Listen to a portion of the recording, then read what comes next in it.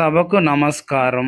ఈ వీడియోలో నేను మంచు మనోజ్ గారికి సంబంధించిన ఒక ముఖ్యమైన విషయాన్ని చెప్పబోతా ఉన్నానన్నమాట.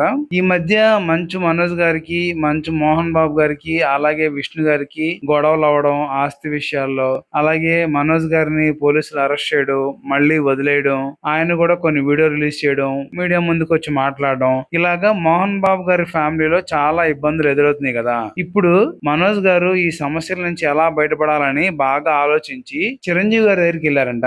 చిరంజీవి గారు ఆయన వర్షన్ అంతా అయిని ఆయనకు ఒక భరోసా ఇచ్చారని చెప్పి తెలుస్తా ఉంది. నేను మీ నాన్నగారితో మాట్లాడతాను, నీకు ఎట్టి పరిస్థితుల్లో నీ ఆస్తి మొత్తం నీకు వచ్చేలా చేస్తాను, అలాగే నువ్వు కూడా ఇలాంటివన్నీ మర్చిపోయి సినిమాల మీద బాగా దృష్టి పెట్టు, ఇవన్నీ మెల్లమెల్లగా అయ్యే సర్దుకుంటాయి, అంతేగాని నువ్వేం పగలవు ప్రతీకారాలు లాంటివి పెట్టుకోవద్దు. మీ నాన్న ఏదో కోపంతో మాట్లాడతారు కానీ నువ్వంటే చాలా ఇష్టం, ఖచ్చితంగా నేను ఈ సమస్యని నీకు లేకుండా చేస్తాను, నువ్వు ఎటువంటి దిగులు పెట్టుకోవద్దు, చాలా బాగా సినిమాలు చేసుకో అని చెప్పి చెప్పారంట. అప్పుడు అక్కడే ఉన్న రామ్ చరణ్ కూడా ఎందుకు నాన్న మనకి ఇవన్నీ, వాళ్ళ కుటుంబ విషయాల్లో మనం తలదోర్చడం మంచిది కాదు కదా అన్నారంట.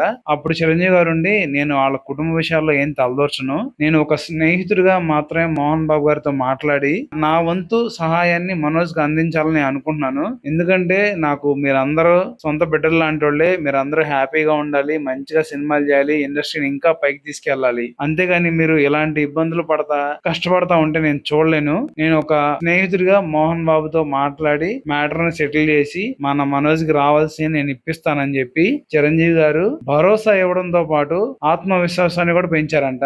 అది చూసిన మంచు మనోజ్ కి అసలు ఏం మాట్లాడాలో అర్థం కాలేదంట.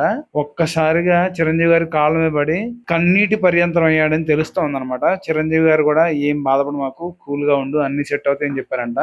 వెంటనే రామ్ చరణ్ గారు కూడా ఏం కాదులే బ్రదర్, హ్యాపీగా ఉండు, అన్ని సెట్ అవుతాయి అని ఆయన కూడా ఒక భరోసా ఇచ్చారని చెప్పి తెలుస్తా ఉంది. నిజంగా చిరంజీవి గారు గాని రామ్ చరణ్ గారు గాని చాలా మంచి మనసున్న వ్యక్తులు అనమాట.